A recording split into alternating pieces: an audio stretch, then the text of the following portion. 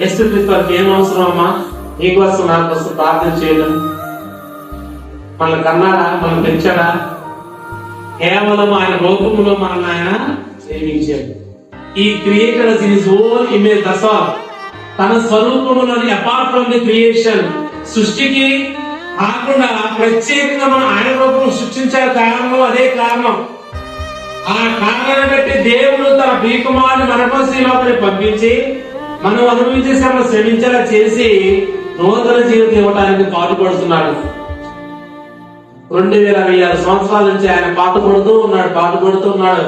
అయ్యా డాడీ, వీళ్ళు మనం పెంచిన బిడ్డలు, వీళ్ళు మనం సృష్టించిన బిడ్డలు, ఈ విధంగా వీళ్ళు ఈ లోకంలో నశించిపోకూడదు, మరి వాళ్ళు ఇలా ఉండిపోకూడదు. ఈ పాపలోకం నుంచి, ఈ సాతాను చేతుల నుంచి మనం విడిపించాలి. ఈ లోకంలో వదులుతాయా, మన యొక్క బంగారు వీధిలో తీసుకెళ్ళని చెప్పేసి యేసుక్రీస్తు వారు తన తండ్రి దగ్గర పోరాడుతున్నాడు.